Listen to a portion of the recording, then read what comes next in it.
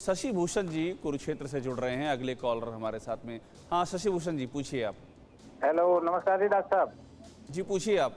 हाँ जी सर, ऐसा है कि मेरे को शुगर भी है, मैंने हार्ट में स्टंट भी पुआया हुआ है और अभी तक मेरे को कोरोना वगैरह नहीं हुआ, पर मेरी नाक से सफेद पानी चलता है।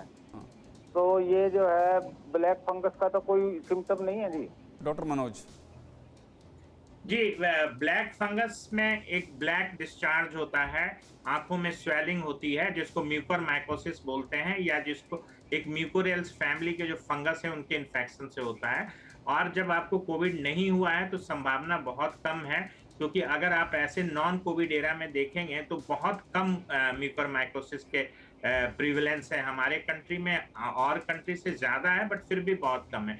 नाक से पानी जस्ट निकलना नेजल डिस्चार्ज हो सकता है, और इसके जो और सिम्टम्स हैं उस पर भी गौर कीजिए, जैसे आंखों में कोई स्वेलिंग ना हो, आंखों पे दोहरा विजन जिसको डबल विजन कहते हैं वैसा हो, या ब्लाइंडनेस हो, दांतों में दर्द हो, दांतों में मुंह खोलने में दर्द हो, स्किन का रंग थोड़ा काला पड़ रहा हो, और सबसे इंपॉर्टेंट अर्ली चीज है कि आपके नाक से जो डिस्चार्ज निकल रहा हो ब्लैक कलर का हो।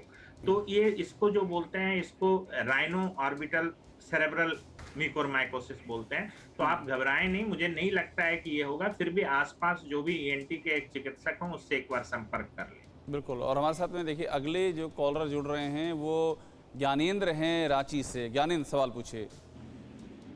सर, हम गोविंदशील्ड लिए थे। गोविंदशील्ड लेने के बाद 15 दिन के बाद हमको बुखार और हल्का खांसी हुआ, और 15 दिन से बहुत कमजोरी भी बहुत था, चलने फिरने उठने बैठने में बहुत दिक्कत होता था, लेकिन अब ठीक है। और दूसरा कहना है कि मेरा हार्ट में 50% नस जो है से कुछ टुकड़ा हुआ है। कि कोई हमको एंजियोग्राफी में डॉक्टर हमको एंजियोग्राफी कराने के लिए बोला, हम एंजियोग्राफी किए, लेकिन उसमें बोला कि अभी चलने दीजिए, अभी हार्ट आपका 50% ठीक है और हमको कोई बीमारी नहीं है सर। तो ये बुखार क्यों आया इन 15 दिन से, और 8-10 दिन तो बुखार रहा, और बुखार होने के बाद फिर बुखार तो ठीक हो गया, हल्का खांसी भी ठीक हो गया, लेकिन कमजोरी अब है, अब कमजोरी भी दूर हो रहा है। तो क्या कारण से हुआ सर? डॉक्टर अजय। देखिए, अब ये बताना तो बहुत मुश्किल है कि क्या कारण से कमज़ोरी आई है और बुखार किस कारण है। अगर आपने जब बुखार आया था उसके 2-3 दिन बाद क्या आरटीपीसीआर या कोई टेस्टिंग वगैरह कराई थी?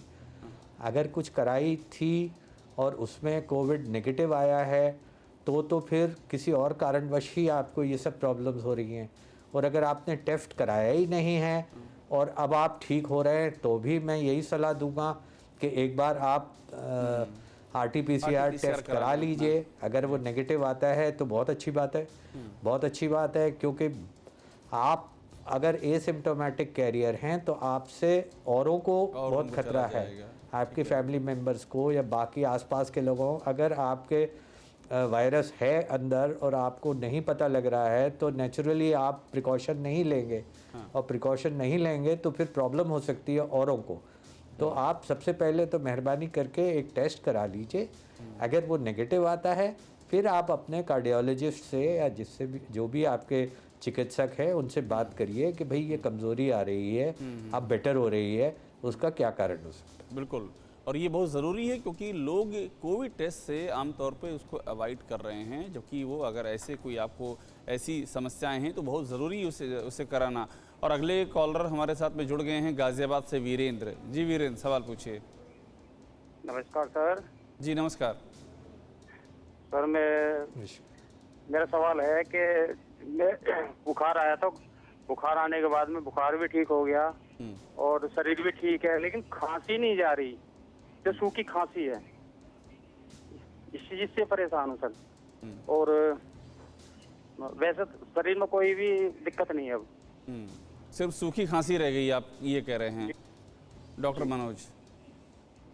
जी, पोस्ट कोविड ये ड्राई कफ कभी कभी बहुत दिन तक परसिस्ट करता है। अब इन्होंने बुखार आया था तो इन्होंने अपना टेस्ट कराया था नहीं, वो सबसे इम्पोर्टेंट है। और अगर ऑक्सीजन सैचुरेशन ठीक रहा होगा तो मुझे नहीं लगता है कि उन्होंने सीटी भी कराई होगी, तो कोई ज़रूरत भी नहीं होती वैसे सिचुएशन में। बट माइल्ड कोविड में भी अगर बहुत लंग्स के पेरिफेरल जो पार्ट है उसमें कुछ लीजन्स होते हैं, तो ये इरिटेशंस की वजह से कफ बहुत दिन तक परसिस्ट करता है। इसके लिए नॉर्मल से कफ सप्रेशंस मार्केट में अवेलेबल हैं, जिसको ये यूज कर सकते हैं। और अगर ये सचमुच इनको बहुत ज़्यादा तकलीफ दे रहा है ड्राई कफ, तो इनको एक बार चिकित्सक से मिलकर फर्दर इन्वेस्टिगेशन जैसे सीटी चेस्ट एक बार कराना चाहिए, HRCT चेस्ट। बिल्कुल। तो डॉक्टर अजय स्वरूप, डॉक्टर मनोज, आप दोनों लोगों का बहुत धन्यवाद, हमारे साथ में आप जुड़े, अपना कीमती वक्त निकाला आपने। और ये जो सलाह है, ये सलाह उन लोगों के लिए तो ज़रूरी है ही है जो फ़ोन कर रहे हैं, जो फ़ोन नहीं कर पा रहे हैं लेकिन जिनकी ऐसी ही समस्याएं हैं, उनको भी एक रास्ता दिखाने के लिए ये सलाह बहुत ही ज़्यादा कीमती है। अड़ी सोमवार से शुक्रवार शाम 6 बजे सिर्फ TV9 भारतवर्ष पर।